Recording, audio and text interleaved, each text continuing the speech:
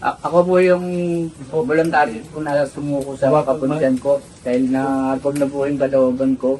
Ako konsensya na po na rin po ako sa sa nangyari at ito ko rin pong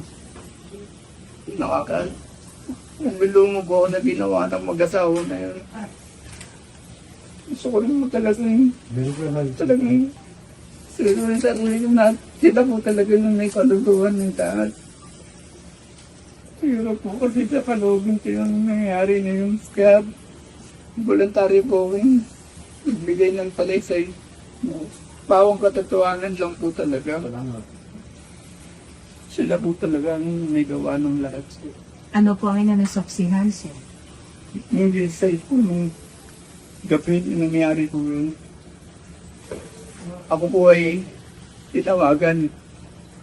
Napapuntahin doon sa lugar ng pinangyarihan. At alas 8 po ng gabi, pumasok po ako sa bahay na yun, sa gate. Nagarahe po ako, nag-standby at tinanong ko po yung asawa ng babae na si Pia Katrina Chua na kung ano yung i-roast sa akin na bibili sa labas. After po noon, lumabas po yung lalaki na asawa na ni Pia na tinanong ko ako na pare, sablit lang dyan ka lang, huwag kang aalis. Sabi niya sa akin gano'n. Tapos, bigla na lang, may tumatak sa cake. Kasama na yung Pia. Pagbasto ng cake, kasama ni Pia yung biktima po na isasabi ko. And then, nag-lock po. Dumiretso po sila din sa loob ng bahay. Tapos lumabas po yung tao ni Yaki.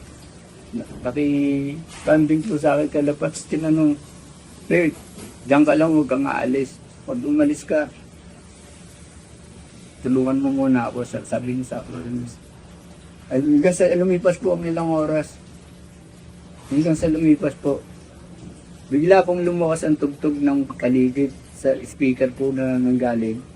Then, bigla pong may kakaibang tunog na lumabas sa speaker na iba po tunog po talaga ng baril.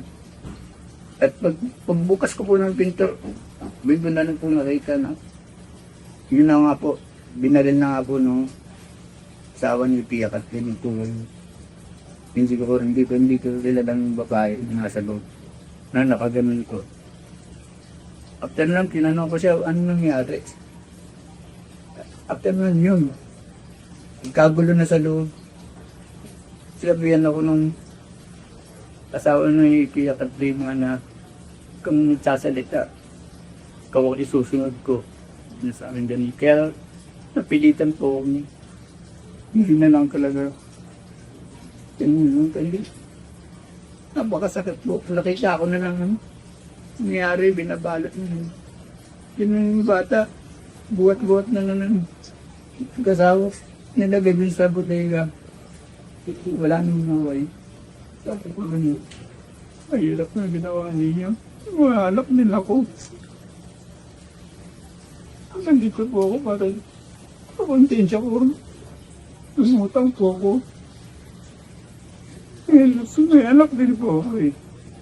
Pag bubarong tanas ako, hindi ko na may kasalanan kinalos. Nagsunod. Tapos, naiayaan ko sa sarili ko, hindi may samdan-san pa. Sila po talaga. Lagi po. Hindi ko talaga.